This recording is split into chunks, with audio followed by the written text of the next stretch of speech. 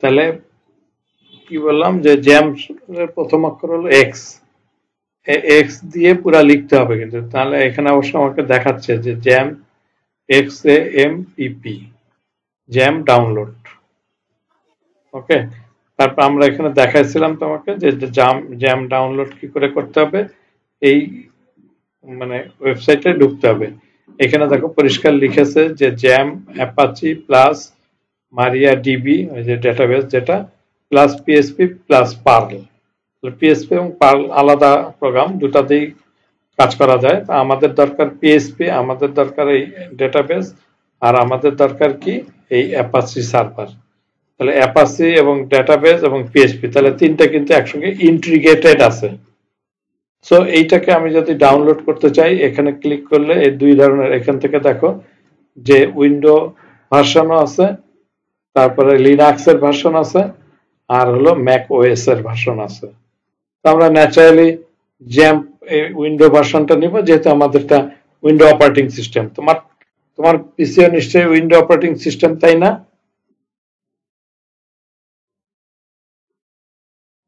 কি বলো, তোমার ল্যাপটপ কি উইন্ডো নাকি অপারেটিং সিস্টেম, বোঝো তো? উইন্ডো আমারটা। হ্যাঁ, তাহলে আমরা ডাউনলোড করব কোনটা, এই জ্যাম ফর উইন্ডো যেটা, সেটা ডাউনলোড করব। তো এইটা তো তুমি দেখেছো ডাউনলোড করা, এখানে ক্লিক করলেই ডাউনলোড শুরু হয়ে যাবে। হ্যাঁ, ক্লিক করলাম, ডাউনলোড শুরু হয়ে গেছে। ডাউনলোড, আচ্ছা এখানে ডাউনলোড আবার একটা অপশন দিয়েছে, এই যে ডাউনলোড হচ্ছে, এই দেখো on download as the program. ঠিক আছে, তাহলে এখানে ডাউনলোড হতে কিন্তু একটু সময় নিচ্ছে, বাট আমরা কিন্তু জানি যে এখানে কিন্তু আগেও আমরা গতদিন ডাউনলোড করেছিলাম আরো ফাইল। হ্যাঁ, সেটাও এখানে আছে, অথবা দেখি আছে কিনা ডাউনলোড অপশনে যে চেক করে দেখি, আমাদের ডাউনলোডের মধ্যে থাকার কথা। এই দেখো, এটা গতদিন এই যে এটা ডাউনলোড করেছিলাম।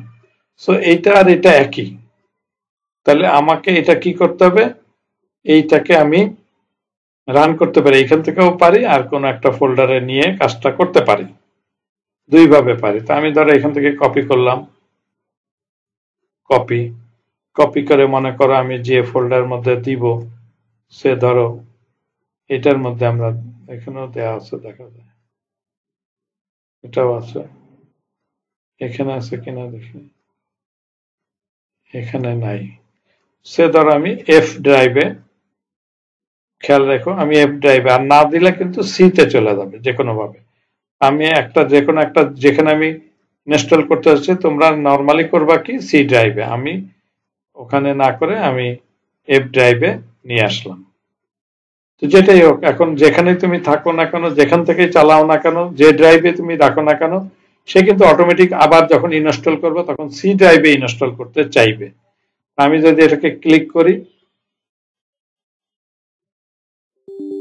এই দেখো, ইয়েস,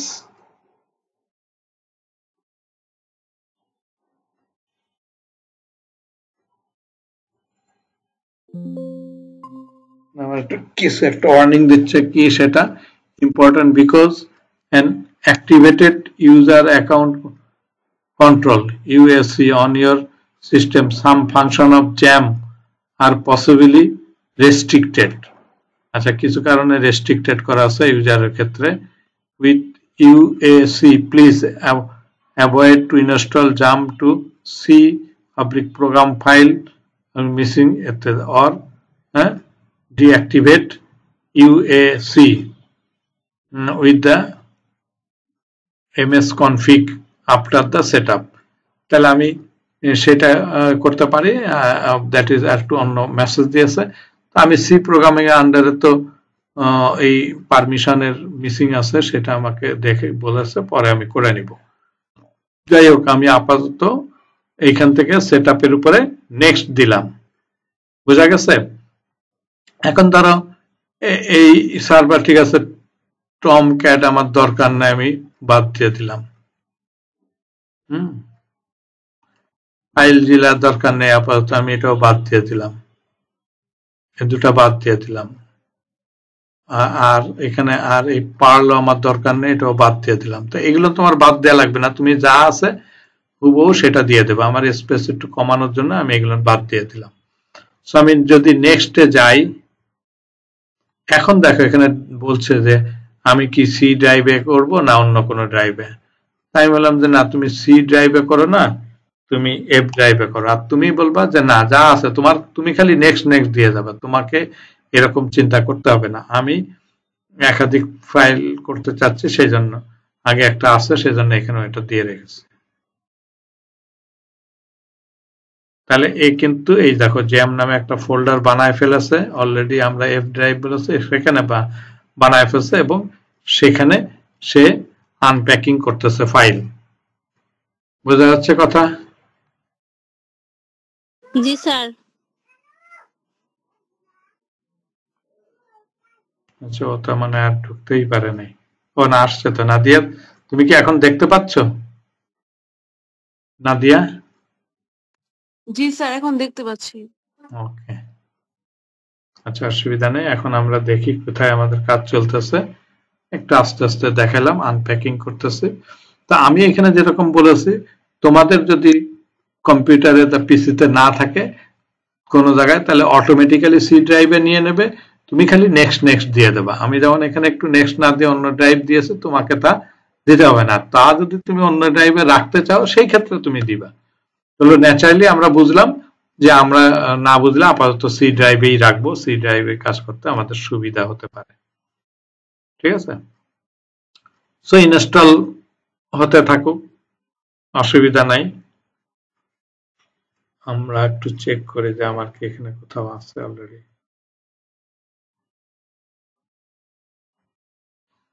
আমার এখানে একটা অলরেডি ওপেন করা আছে।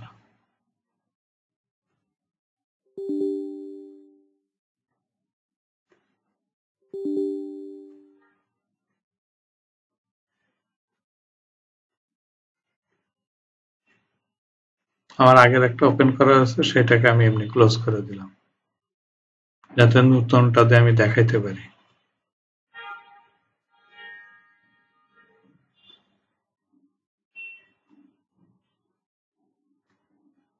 একটু সময় নেবে স্বাভাবিকভাবে। এখানে আর নাই।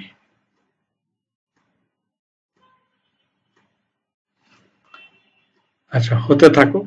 এর মধ্যে আমরা একটু চেক করে আসি যে আমাদের কোথায় কি কি কাজ আছে, আগের সফটওয়্যার গুলো কোথায় আছে।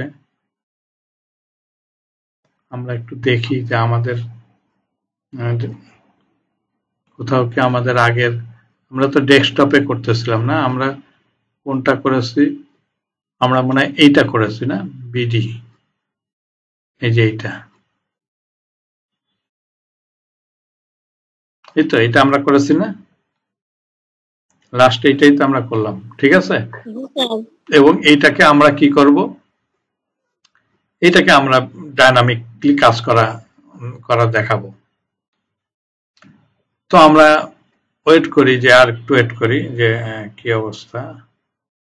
আচ্ছা, দ্বিতীয় কথা বললাম যে এইটাকে আমরা ডাইনামিকলি ওয়েট করব। আমাদের এখানে একটা হলো ইমেজ ফাইল আছে, ইমেজ ফাইলের মধ্যে অনেকগুলো ফোল্ডার আছে, ব্যানার ইত্যাদি ইত্যাদি নামে, সমস্যা নেই, এভাবেই থাকবে।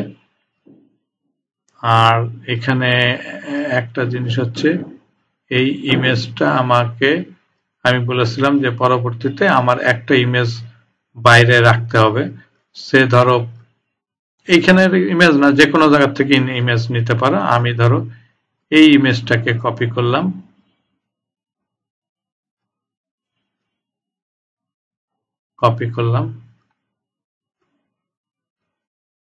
এই রুট, এটাকে বলে রুট, অর্থাৎ ওই ফোল্ডারের রুটে আমি রেখে দিলাম। কেন রাখলাম, কি জন্য রাখলাম, এটা আমি পরে ব্যাখ্যা করব। এবং এটার নামটাও চেঞ্জ করতে হবে, কারণ আমরা যখন ওয়ার্ডপ্রেসে নেব, তখন ওয়ার্ডপ্রেসে যদি তুমি ওই ছবিটাকে স্ক্রিনশট হিসেবে রেখে দিতে পারো, তাহলে তুমি যে নিজে যেটা তৈরি করবা সেখানে এটা ডিসপ্লে করবে। সো আমরা রাখি এখানে, যখন কাজ করব তখন আমি দেখাবো যে কি অবস্থানে আছে। মোটামুটি সময় আরো নিচ্ছে, নেক আর একটু সময় নেই, প্রায় শেষ পর্যায়ে বলা যাবে না, একটু জ্যাম সময় নেয়। আচ্ছা যাক, তাহলে আর একটা কাজ করি, কাজ একটু আগায় রাখি। এইখানে নর্মালি এটাকে একটু চেঞ্জ করে দেখি, কাজের সুবিধার্থে বুঝে নাও। এখানে আমি রিনেম করলাম, পরে আমরা ব্যাখ্যা করে দেবো। রিনেম করলাম, কোথায় রিনেম? ও রিনেম হলো এখানে।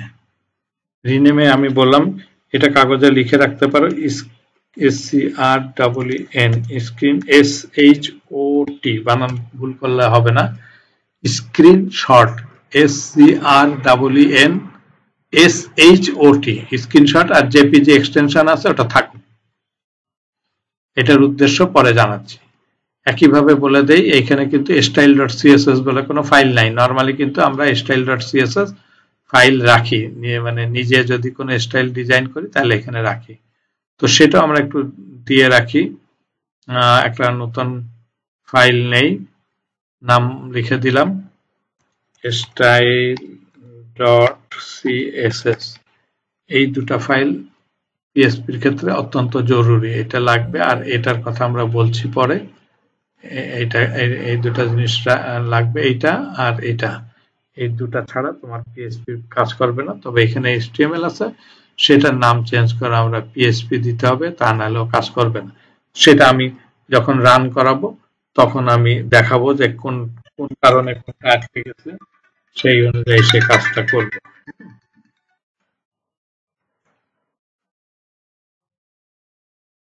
সময় নিচ্ছে যথেষ্ট। যাই হোক, আমরা এখানে বললাম যে এটা দুটা ফাইল আমাদেরকে আমরা আগে থেকে রাখলাম, যে বিডি নামে যেটা করেছিলাম। সেখানে কি করেছি, কি কি ফাইল আছে, আগে ইমেজ ফোল্ডার ছিল, index.html ছিল। এখন দুটা ফাইল রেখেছি, একটা হলো style.css আর একটা হলো screenshot.jpg। এটা একটু মনে রেখো, এটা কাজে লাগবে। তো আমরা এতে মোটামুটি ফিনিশ হয়ে গেছে। তারপরে বলছে setup has been finished, do you want to start the control panel now? আমরা বললাম যে হ্যাঁ, টিক চিহ্ন দেয়া আছে, আমরা ফিনিশ করে দিলাম। যেহেতু আমরা স্টার্ট করব, তাহলে এখনই স্টার্টিংটা করে ফেলি। ওয়েট করতেছে, আমাদের এই যে আসলো। এখন আমরা কি করব, এইটাকে আমরা স্টার্টের পর ক্লিক করব, স্টার্ট। এখন এখানে বাঁ পাশে কিন্তু অ্যাপাচিটা হলুদ দেখাচ্ছে, ওই যে সবুজ হয়ে গেল, তার মানে এটা স্টার্ট হয়ে গেছে। দেন আবার এটাকে স্টার্ট করব, এটাও সবুজ হয়ে গেছে। ওই যে ডেটাবেস যেটা, সেটাও আমার হয়ে গেল। MySQL অ্যালাউ করবে কিনা, আচ্ছা করে দাও। তাহলে এরা এখন স্টার্টের জায়গায় স্টপ হয়েছে, তার মানে বন্ধ করার সময় আবার স্টপ দিয়ে বন্ধ করতে হবে। তো আমরা এখানে রেখে দিলাম, আমাদের কাজটা হয়েছে কিনা সেটা আমরা চেক করব এখনই। তো কিভাবে চেক করব, দুটা ওয়ে আছে। এইটার মধ্যে থেকে কিন্তু আমি সরাসরি এই এক্সপ্লোরারে যদি যাই, হ্যাঁ, তাহলে কিন্তু আমার যে ফোল্ডার এটা ওপেন হয়েছিল, এই যে এখানে চলে আসছে। এই যে এই ফোল্ডারটার মধ্যে কিন্তু এই যে নিচের দিকে এই যে জ্যাম কন্ট্রোল আছে, বারবার জ্যাম কন্ট্রোল দিয়ে আমাকে কাজ করতে হবে। আর একটা কি, এই যে htdoc, এখানে দেখো লেখা আছে htdoc, এই যে htdoc, ঠিক আছে? দেখা যায় নাকি আরো বড় করে দেখাবো? কি লেখা আছে? htdocs। এইটার মধ্যে ফোল্ডার না রাখলে কিন্তু দেখাবে না। সো আমি এখানে বললাম যে htdoc এর মধ্যে এটাকে ওপেন করলাম। এইখানে আমি অ্যাজ ফর এক্সাম্পল আমি একটা যে কোনো একটা ফোল্ডার ক্রিয়েট করলাম, দিলাম, নাম দিলাম হলো টেস্ট। কিচ্ছু না, একেবারে সিম্পলি লিখেছি টেস্ট। এই ফোল্ডারের মধ্যে আমি এই মুহূর্তেও কোনো কিছু রাখি নাই। তাহলে আমরা যদি একটু চেক করি, এখানে যদি যাই, আমাদের এখানে যদি যাই, এখানে লিখলাম লোকাল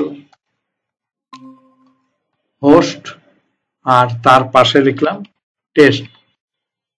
আমার কথা কি শোনা যাচ্ছে? জি স্যার। টেস্ট ক্লিক করলাম। এবার দেখো টেস্টের মধ্যে ইন্ডেক্স অফ টেস্ট নামে একটা ফোল্ডারের ভিতরে প্যারেন্টস ডাইরেক্টরি বলছে, আর কিছু নাই। আমরা নিজেরাও জানি যে এখানে আমরা কোনো কিছু রাখি নাই। তো আমরা যদি এখন এই জায়গার মধ্যে এই যে ফোল্ডারটা বানাইছে এটা কোথায় রাখছি? এসটি ডকের মধ্যে জ্যাম্প, ওই যে এফ সফটওয়্যার মধ্যে জ্যাম্প নামে যে ফোল্ডার তার ভিতরে যে এসটি ডক সেটার মধ্যে রেখেছি। তো এই এসটি ডক এখানেও কিন্তু একটা জ্যাম আছে, এটা কিন্তু না, খেয়াল রেখো কিন্তু। আচ্ছা, এই টেস্টের মধ্যে আমি ধরো একটা ফোল্ডার আর একটা নতুন ফাইল ক্রিয়েট করলাম। সেই ফাইলটা নাম দিলাম, ধরো এটার নাম দিলাম XXX। এবং এইটারও এক্সটেনশন, নামের এক্সটেনশন দিলাম সে HTML। তাহলে ন্যাচারালি কিন্তু এইটা এখন HTML হয়ে গেছে। তো এই HTML এর মধ্যে একটা ফাইল, এটার মধ্যে কিন্তু এখন কিছুই নাই। তাহলে কিছু না থাকলে কি হবে? তাহলে তার কিছু দেখাবে না। তারপর আমরা একটু রান করি, এখন এটাকে রিফ্রেশ করি। এই দেখো এখন HTML একটা ফাইল, মানে যেগুলো যেগুলো ওই ফোল্ডার আন্ডার আছে সেটা দেখাচ্ছে। আমি যদি এটাকে রান করি, ও দেখালো যে এটা রান করেছে কোথায়? আমাদের ক্রোম ব্রাউজারে, কিন্তু ওর মধ্যে কিছুই নাই।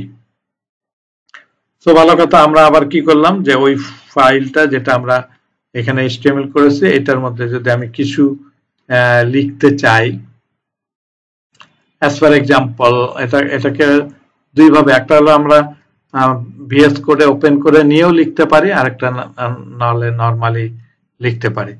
সো আমি একটা কাজ করি, এইটাকে নিয়ে গেলাম সিএমডি কমান্ড মোডে, যে কোড যেটা সচরাচর ব্যবহার করেছি সেখানে নিয়ে গেলাম, তাহলে আমার কাজ করতে সুবিধা হবে। তো আমরা যখন এখানে ক্লিক করব, ক্লিক করার সঙ্গে সঙ্গে এটা আসছে, কিন্তু এখানে কিন্তু কোনো কিছু লিখি নাই, অর্থাৎ HTML এর কোনো কোড টোড কোনো কিছু লিখি নাই। সিম্পলি আমি লিখলাম এমনি নর্মাল লেখা লিখলাম, নর্মাল লেখা লিখতেছি। দেখো নর্মাল লেখা লিখতেছি, this is simple code or text. এটা লিখেছে, এটা কিন্তু HTML শুরু শেষ কোনো কিছু লিখি নাই, তারপরে আমরা এটা লিখেছি। আমরাও জানি HTML এ নর্মাল টেক্সট শো করে, কিন্তু দেখো আমরা এখানে চালাইলাম, এবার যদি রিফ্রেশ করি, দেখো এই লেখা কিন্তু স্ক্রিনে দেখাইছে। তারপরে আমরা বুঝলাম যে এই ক্ষেত্রেও আমার এই কাজটা কিন্তু করেছে, অর্থাৎ নর্মাল টেক্সটটা লেখা দেখাইছে। এরপরে আসো যে আমি HTML এর শুরু শেষ কোনো কিছু না লিখে শুধুমাত্র HTML এর যে ট্যাগ H1,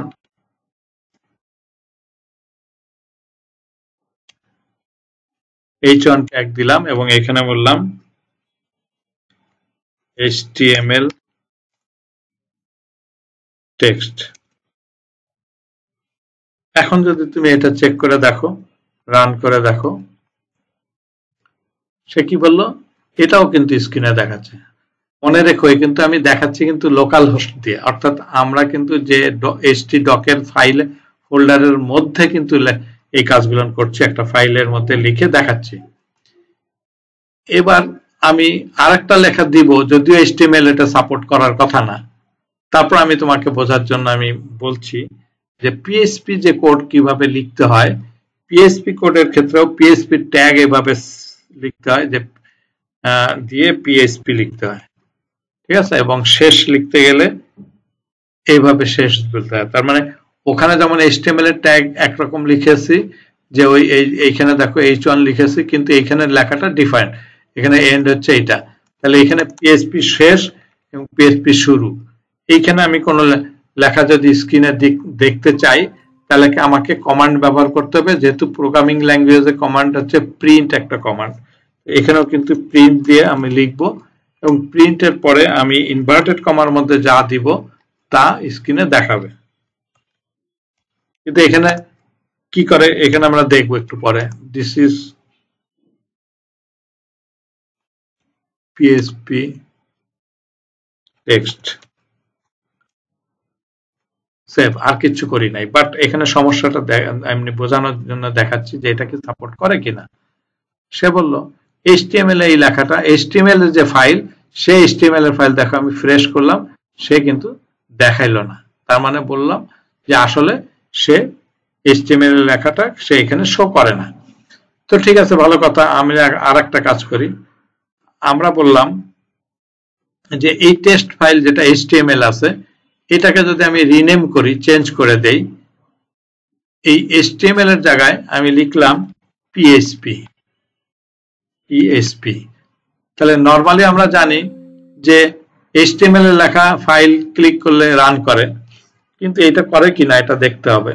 এইটা আমরা দেখার জন্য আবারও আমরা চলে গেলাম ব্রাউজারে। আমরা এখান থেকে তো এখানে নাই, ব্যাক করলাম, একটু ব্যাক করে এটা রিফ্রেশ করলাম।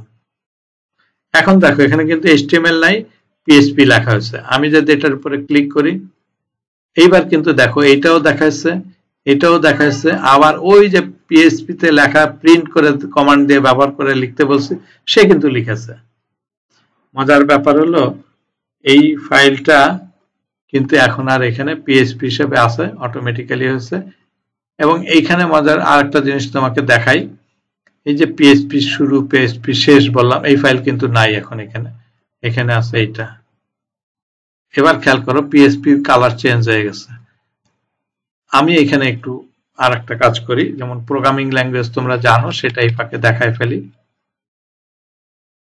PHP শুরু PHP শেষ, এটা PHP প্রোগ্রামের ক্ষেত্রে লিখতে হবে। আমরা একটা প্রোগ্রাম এখানে লিখলাম স্ট্রিং এ, এইভাবে একটা ভেরিয়েবল ডিক্লেয়ার করে, string A is equal two 5, semicolon দিয়ে শেষ করলাম। তার মানে এই যে আমরা অন্যান্য প্রোগ্রামিং এ যেভাবে লিখি যে ইন্টিজার এ অমুক তমুক, এখানে কিন্তু তা না, PHP কিন্তু সবগুলো সাপোর্ট করে। আমরা string B is equal to লিখলাম 10। তাহলে ভেরিয়েবলের মধ্যে তো আমরা এভাবে নাম মানে নরমালি লিখি। তারপরে স্ট্রিং সি দিয়ে লিখতে পারি, অথবা a প্লাস বি দিয়ে আমি এটা প্রিন্ট আউট করতে পারি। তার মানে প্রিন্ট কমান্ডটা হচ্ছে print, প্রিন্ট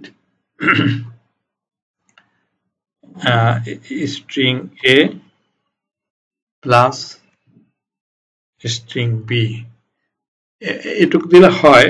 তার আগে যদি তুমি প্রম্পট দিতে চাও, প্রম্পট ওই যে ওখানে যেভাবে লিখি আমরা, এখানে লিখলাম কোড, লিখলাম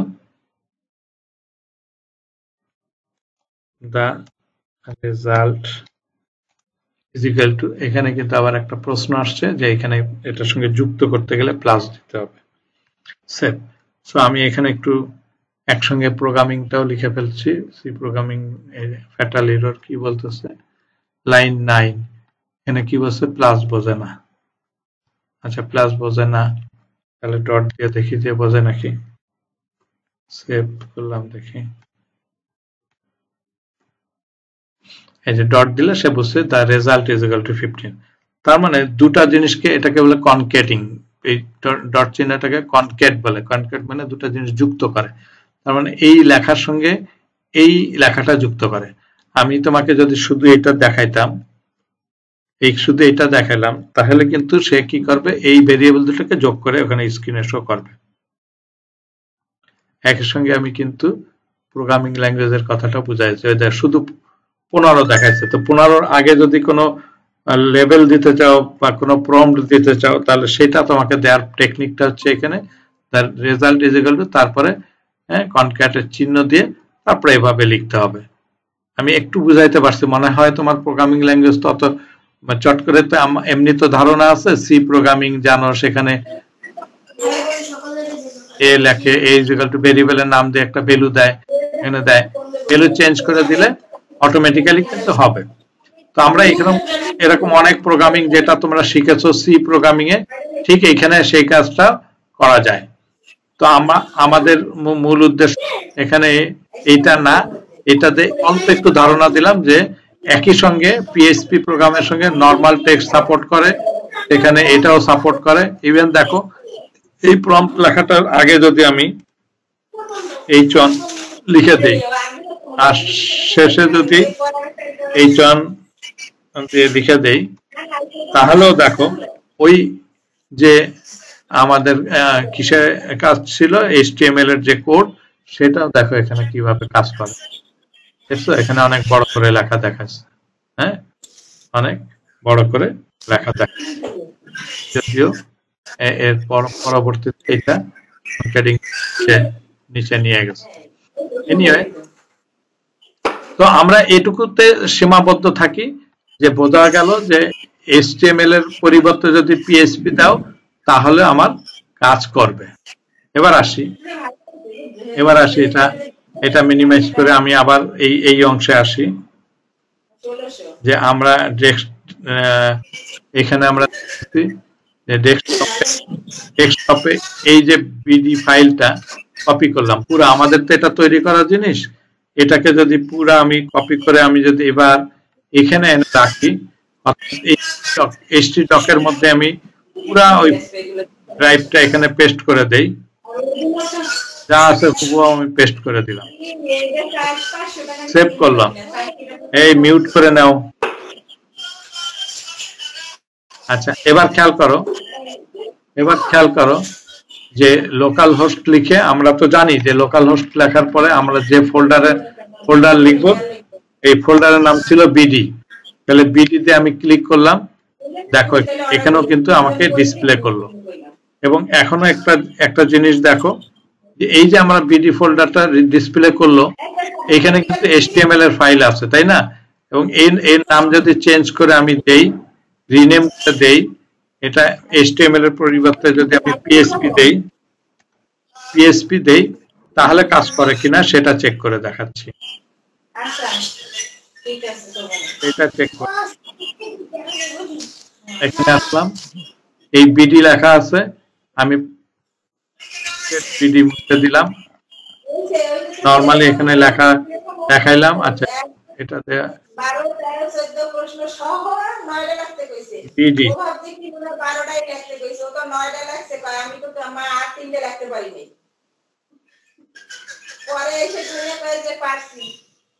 এই সীতা মন্ডল, ঈশিতা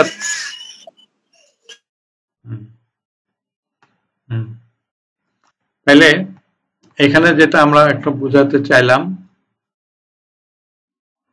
দেখো খালি বিডি লিখেছি, আবারও খেয়াল করো বিডি লিখেছি, বিডির মধ্যে আমার কিন্তু ওই ফোল্ডারটা অটোমেটিক ইন্ডেক্স যেহেতু লেখা আছে ফাইলের নাম, সে কিন্তু অটোমেটিক্যালি নিয়ে নিয়েছে। তুমি বুঝতে পারছো কিনা আমি জানি না। এই যে এই ফাইলটার নাম কি আগে ছিল কি index.html ছিল না, এখন আমি কি করেছি চেঞ্জ করে index.php দিয়েছি। মজার ব্যাপার দেখো, index.html কিন্তু এইখানে বিডির মধ্যে আছে ফাইলটা, সুতরাং কিন্তু অটোমেটিক রান করেছে। আমি যদি এখানে একটু আবারও রিনেম করে দেখাই তোমাকে, যে ফাইলের নাম ইন্ডেক্স না দিয়ে দিলাম index1, কথার কথা index1। এবার তুমি ভালো করে খেয়াল করো যে এই ফাইলটা কিন্তু রান করে নাই, এই বিডির আন্ডারে এই যেসব ইমেজ টিমেজ এইসব লেখা দেখাচ্ছে, দেখছো index1 অমুক তমুক এগুলো লেখা দেখাচ্ছে, বাট যখন এই ফাইলটা ইন্ডেক্স থাকতো নামে সে কিন্তু তখন অটোমেটিক রান করতো। এটা একটা ইম্পর্টেন্ট ব্যাপার, কোনো একটা ফাইলের নাম যদি ইন্ডেক্স থাকে, এখানে কিন্তু একটা ফাইলের নামে শুধু ইন্ডেক্স থাকবে, সুতরাং ওই ইন্ডেক্স ফাইলটাই কেবলমাত্র রান করবে, অন্যটা করবে না, অটো রান করে। এটা হলো অন্যটা অটো রান করে, অন্যগুলো কিন্তু আমাকে ক্লিক করে করে রান করাইতে হয়েছে।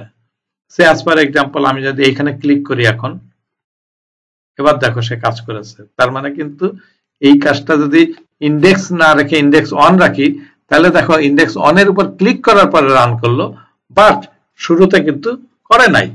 তাহলে তুমি মনে রাখতে হবে যে এই ফোল্ডারের মধ্যে কেন আমি শুধু ইন্ডেক্স নামে আমরা সবাই করি, একটা ফাইল রাখি HTML অথবা পরবর্তীতে সেটা PHP। এবার যদি আমি এখন সেভ করি, যে ইন্ডেক্স নামে চেঞ্জ করে, এবার খেয়াল করো আমি এটাকে চেঞ্জ করে এই কথা লিখলাম না, না লিখে শুধু বিডি লিখলাম, বিডি লিখে এন্টার দিলাম, এবার কিন্তু সে অটোমেটিক নিয়ে নিয়েছে। তাহলে ইন্ডেক্স লেখার কি গুরুত্ব বুঝতে পেরেছে সবাই? যত মানে তুমি ওয়েবসাইট তৈরি করো না কেন, তার রুটে একটা ফাইল তোমাকে রাখতে হবে, যেটার নাম হচ্ছে index.html অথবা index.php। Yes. তো আমরা দেখলাম যে এই htdoc-এ অর্থাৎ জাভা মানে জ্যাম্প যেটা সার্ভারে যদি তুমি কোনো ফোল্ডার রাখো এবং যার মধ্যে index.html থাকবে সেটা অটোমেটিক রান করবে। এই কথা আসলে মনে হয় আমরা বুঝতে পেরেছি। এবার আসি যে ধরো আমরা যে কথাটা বলছি যে আমরা ওয়ার্ডপ্রেস দিয়ে চালাবো, তাহলে কিন্তু এখন আর এইটা আমি ডাইরেক্ট চালাচ্ছি না, কারণ এটা আমাকে কিন্তু ওই সুবিধা দিচ্ছে না। ওয়ার্ডপ্রেস তোমাকে কি দিচ্ছে? ওয়ার্ডপ্রেস কিন্তু ইউজার কি নিজে তার ব্যাক এন্ডে যে নিজেই চেঞ্জ করতে পারবে, আমার উপর ডিপেন্ড করা লাগবে না। আমি মনে করো এই কখনো আমার যদি মনে হয় যে না এই লোগোটা আমার চেঞ্জ করতে হবে, সে নতুন করে আমার কাছে আসবে, তারপর আমি চেঞ্জ করে দেব। আর ওইটা যদি সে ওই রকম ড্যাশবোর্ড পায় যে ব্যাকএন্ডে, সেই ড্যাশবোর্ড থেকে যদি এগুলো চেঞ্জ করার অপশন তুমি তৈরি করে দাও, তাহলে কিন্তু সে নিজে এটা চেঞ্জ করতে পারবে। ভালো কথা। আমরা একটু চেষ্টা করে দেখি যে ঠিক আছে, যে এখন এখানে আমরা আরেকটা জায়গায় ব্যাক করে আসলাম। ব্যাক করি, আমরা বলেছি যে এইটা হলো htdoc। তাহলে htdoc-এ কিন্তু যে কোনো ফাইল আমি রাখতে পারবো বলেছি। তো আমি বলেছি যে ওয়ার্ডপ্রেস চালাতে গেলে আমাকে একটা জিনিস আগে এখানে আনতে হবে। ওয়ার্ডপ্রেস কোথা থেকে আনবো? আমরা আগেই দেখাইছি যে আমাদের যে ডাউনলোডে আছে, আমি ওয়ার্ডপ্রেস কি করে ডাউনলোড করতে হয় সেটা দেখাইছি। এই দেখো ওয়ার্ডপ্রেস, এবং এটাকে আমি এই নামে দেখো ওয়ার্ডপ্রেস 6.8.3। তো এটাকে আমি একটু ওপেন করলাম। এই ওয়ার্ডপ্রেস এর মধ্যে কি আছে? অনেক ফাইল আছে।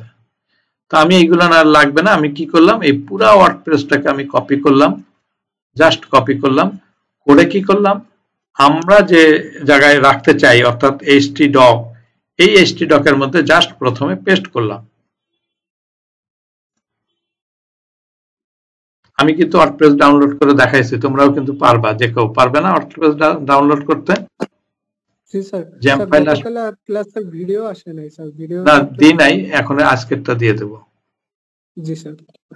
সেই ক্ষেত্রে কি ওয়ার্ডপ্রেসটা কিভাবে ডাউনলোড করতে হয় দেখানো লাগবে?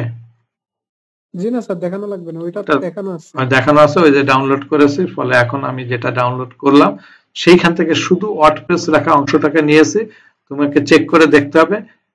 দুই ভাবে পারি, ওয়ার্ডপ্রেসের ভিতরে যে লেখাগুলো আছে সেগুলো কপি করে যে কোনো নামে একটা ফোল্ডার বানায় আমি কাজ করতে পারি, অথবা এই পুরা ওয়ার্ডপ্রেস ফোল্ডারটা নিয়ে আসলাম। ভালো করে খেয়াল করো, এখানে দেখো এই যে সব ফাইল ওয়ার্ডপ্রেসের ফাইল আছে। এখন আমি ইচ্ছে করে ওয়ার্ডপ্রেসের ফাইলের নামটাকে আমি রিনেম করে দিলাম। এখন তুমি যে নামে বানাবে, তোমার কাজ যেটা করতে চাও সেই নামে আমরা সেট করবো। সে ধরো কি নামে রাখবো, একটা যে কোনো একটা নাম তোমরা বলতে পারো। আমি বললাম যে সে IIST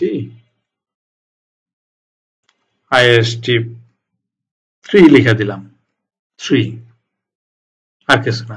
তাহলে এখন কি হলো? এই ফোল্ডারের মধ্যে কিন্তু কি ফাইল, কি আমরা কোনো নতুন কোনো ফাইল দিয়েছি? পুরানো এখানে যা আছে তাই আছে।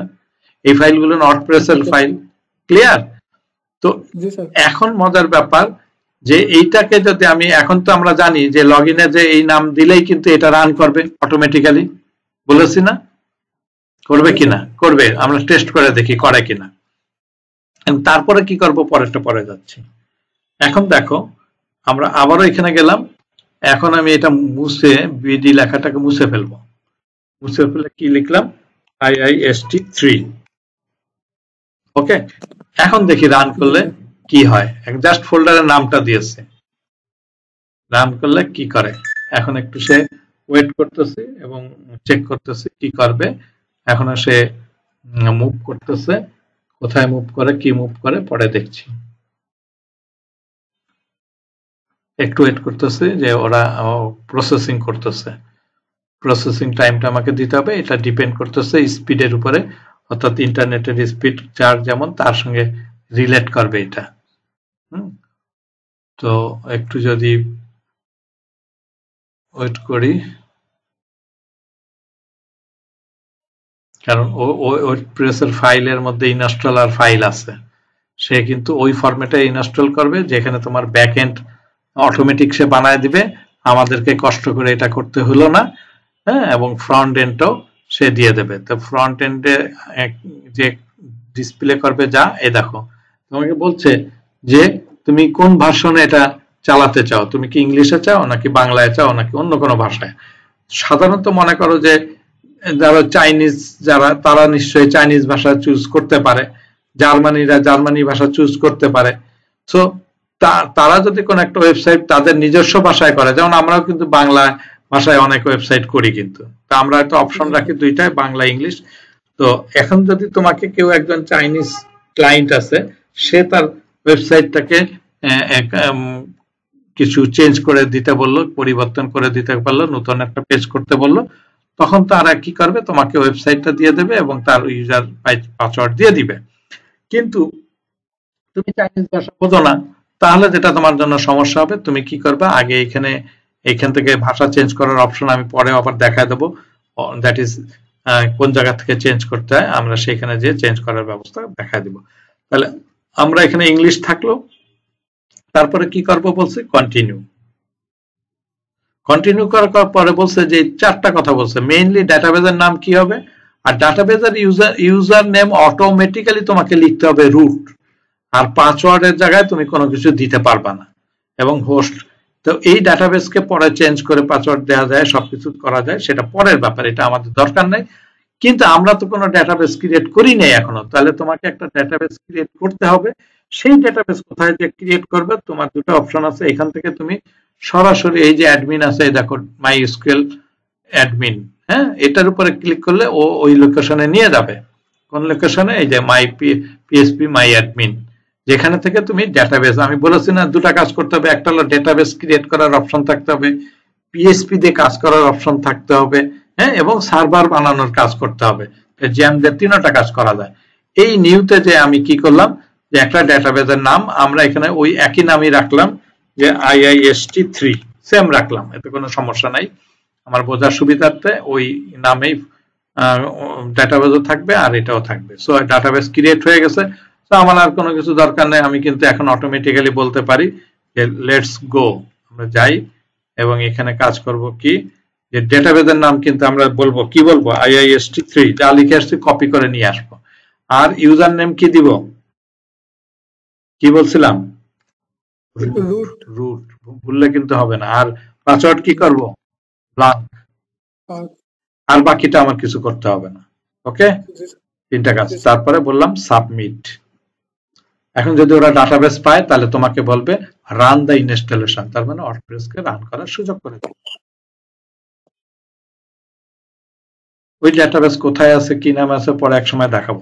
এখন তুমি যে কোনো নাম দিয়ে তুমি এটা ইয়ে করতে পারো, একটা নাম দিয়ে দিও তুমি তোমাদের কোম্পানির, এইখানে তুমি অ্যাডমিন দিয়ে রাখো ইউজার নেম পাসওয়ার্ড, এটা পরবর্তীতে আমরা স্ট্রং পাসওয়ার্ড দেবো। আপাতত আমরা কাজের সুবিধার্থে, মনে রাখার সুবিধার্থে অ্যাডমিন দিলাম, এটা লো হয়ে গেছে সেজন্য এখানে কনফার্ম করে দিলাম, না ঠিক আছে, আমরা ওটাই চেয়েছি। এখন আমি বিটিভিতে যাই, এখানে আমার যে আমি যে আমার যে কি বলে ইমেইল অ্যাড্রেস আছে সেটা দিয়েছি, তুমি তোমার ইমেইল অ্যাড্রেস দিলে তোমার ইমেইল অ্যাড্রেসের ওর ডিটেলস চলে যাবে। সো যে কোনো একটা ইমেইল অ্যাড্রেস দিয়ে ইনস্টল ওয়ার্ডপ্রেস লিখলেই তারপরে সে দেখবে যে তোমার ওয়ার্ডপ্রেসের ইনস্টলেশনের কাজ শুরু হয়ে যাবে। বুঝাতে পারছি? আমাদের 8 মিনিট আছে। আচ্ছা, এখন দেখি ও ইনস্টলেশনের জন্য কি অপশন করেছে, অর্থাৎ এখান থেকে আমি দুই ধরনের সুযোগ পেতে চাই, একটা হলো আমার ব্যাক এন্ডের সুবিধা আর একটা হলো ফ্রন্ট এন্ডের সুবিধা। আমরা আমাদের যে সাইটটা আমরা তৈরি করেছি সেখানে আমরা যাব। এই যে এখন সে কি বলছে, যে সাকসেস লেখা যাচ্ছে এবং ইউজার নেম অ্যাডমিন বলেছে এবং লগ ইন করার অপশন দিয়েছে। সো আমি যদি এখন লগ ইন করি, ফার্স্টে আমাকে ওই অ্যাডমিন, দ্যাট ইজ আমাকে কিন্তু এই সুযোগ দিয়েছে যে আমাকে ব্যাক এন্ডে যাওয়ার সুযোগ করে দিয়েছে।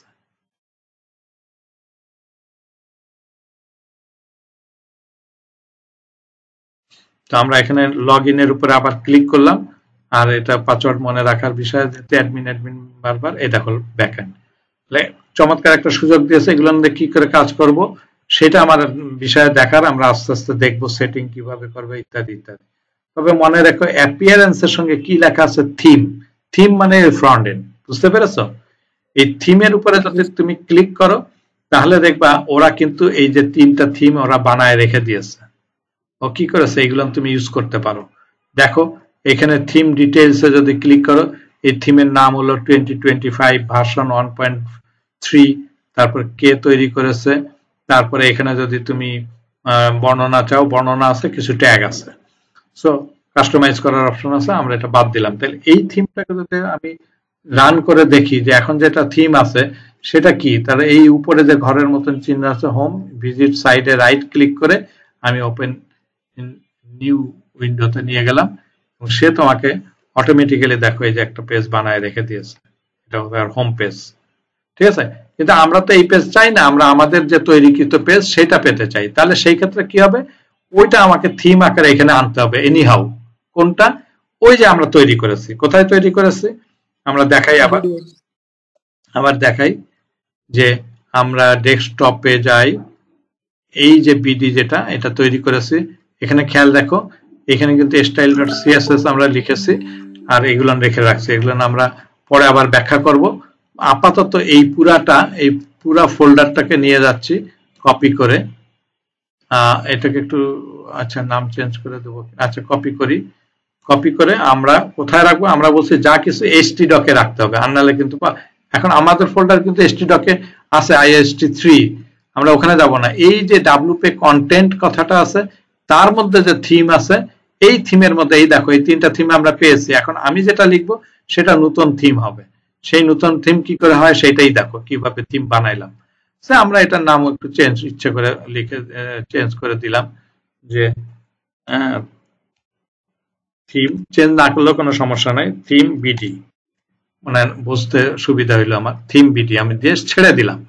এখন দেখি যে আমরা যে এইখানে যে আমাদের ব্যাক এন্ডে আমাদের এই অ্যাপিয়ারেন্স এর থিম কি নাম দেখায় কিনা, তো আমরা যদি এটা রিফ্রেশ করি সে আমাকে কোথাও দেখাচ্ছে না, এই 3টাই দেখাচ্ছে, কিন্তু একটু যদি নিচের দিকে যাও তখন বলছে একটা ব্রোকেন থিম আছে। কেন ব্রোকেন, সে বলছে অলরেডি style.css পেয়ে গেছে কিন্তু index.php বলে কোনো ফাইল নাই দেখে সে এটাকে নিতে পারছে না। তো আমরা কি করলাম, এই ফোল্ডারের মধ্যে যেটা আমরা থিমে নিয়েছি এই থিমটার মধ্যে আমরা ওপেন করলাম, কোথায় আছে index.html, এটাকে আমরা রিনেম করে দিলাম, রিনেম করে জাস্ট এখানে PHP লিখে দিলাম। আরেকটা খেয়াল রেখো এখানে স্ক্রিনশট আমরা দিয়ে দিয়েছি। সো এখন যদি আমি এটাকে রান করাই তাহলে এইটাকে আমাকে বলবে যে হ্যাঁ এই দেখো এখন আর ব্রোকেন থিম বলবে না, আশা করি। এই দেখো কিন্তু চলে আসছে, এই যে সঙ্গে কিন্তু এই ছবিটাও আসছে। থিমের মধ্যে কি লেখা থাকবে সেই কথাগুলো কিন্তু এখানে ডিটেলস নাই, পরে হয়তো পাবো। আমার মনে হয় শেষ পর্যায়ে যদি শেষ হয়ে যায় আজকে এখানে শেষ করব, আগামীকাল আবার এখান থেকে শুরু করবো। বুঝাইতে পারছি কথা? এটা মনে হয় 4 মিনিট আছে, ওকে ফাইন। তাহলে আমরা এই জায়গায় এই দেখো এখানে থিম বিডি আছে ইত্যাদি ইত্যাদি, কিন্তু এই লেখাগুলো কোথা থেকে আসে সেটা আমরা গতদিন বলেছিলাম এবং এখনো আমরা দেখাই দিতে পারি। এই যে অংশ আমরা তৈরি করেছি, না এটা না, এখানে যেটা আছে থিম বিডি, এই style.css টাকে আমি যদি একটু এডিট উইথ নোটপ্যাডে যাই, অপশনটা একটু দেখাই যে এখানে একটু লিখলেই হয়। আচ্ছা হ্যাশ দিয়ে স্টার দিয়ে শুরু আর শেষ হলো স্টার দিয়ে, এটা হলো কমেন্টস বলে। তো কমেন্টস এর মধ্যে আমি কি করলাম, আমার পরে দেখা দেবো কিভাবে লিখতে হয়। থিম মুখস্থ করার দরকার নেই, আমি পরে শিখাই দেবো, কপি করা দেখায় দেবো। থিম এই নেমের সঙ্গে কোলনটা একসঙ্গে দিতে হবে, এটা গ্যাপ থাকলে হোক। আমি বললাম যে থিম বিডি বা বাংলাদেশ, যা নাম দাও দিতে পারো। আর একটা বললাম অথর হিসেবে তোমার নাম দিয়ে দাও, AUTH, আর অথর হিসেবে সে একটা কিছু দিয়ে দিলাম তোমার, আমরা আপাতত IIST দিয়ে দিলাম। আর একটা জিনিস দিয়ে দিলাম ভার্সন, SION ভার্সন দিয়ে দিলাম, প্রথম ভার্সন, যেহেতু এটা আস্তে আস্তে বাড়বে 1.0। আর একটা হলো ডোমেইন নেম, সেটা পরেও দিতে পারবা, ডোমেইন নেম, সাধারণত এখানে স্পেস হবে না, এখানে আমি দিয়ে দিলাম, ছোট হাতের হতে হবে সব, থিম বিডি। এই 4টা কথা আমরা লিখে সেভ করে দিলাম। এখন যদি তুমি আবার এখানে রিফ্রেশ করো, দেখো এই দেখো থিম বিডি হয়েছে, ভার্সন 1.0 হয়েছে, বাই আইএসটি হয়েছে। এখানে যদি আরো কিছু তুমি লিখতে চাইতে এবং ইউআরএল, সেখানে এখানে ডেসক্রিপশন যদি আরো কিছু দিতে চাও সেটা পারবে। তো আমরা আপাতত এখানে যদি হয়, এখন আমি যদি এটাকে ভিজিট করতে চাই, রাইট ক্লিক করে ওপেন করি, তাহলে এখন আমাদের আকাঙ্ক্ষিত জায়গাটা কতটুকু গেছে। এখন এটা এখানেই রয়ে গেছে, আমরা অ্যাক্টিভ করি নাই। আচ্ছা ভালো কথা, আমরা তো এখনো অ্যাক্টিভ করি নাই। তাহলে এই থিমটাকে যদি আমরা অ্যাক্টিভ করি, খেয়াল করো এখানে আমাদের এখানে অ্যাক্টিভ আছে এইটা। এখন আমরা বলেছি যে এইটা আমি অ্যাক্টিভ করব, সো এখানে ক্লিক করো অ্যাক্টিভ, তাহলে এখন চেঞ্জ হয়ে ওইটা চলে আসবে ইনশাল্লাহ। এখন যদি আমি আবারও ভিজিট করি নিউ লিঙ্কে, দেখো এটা কিন্তু চলে আসছে। এখন বাইরের যে চেঞ্জ গুলো এখানে কি করে চেঞ্জ করব, কোন ভাবে আরো কি কি কাজ করা যায়, ইনশাল্লাহ আগামী ক্লাসে আমরা সেটা করব।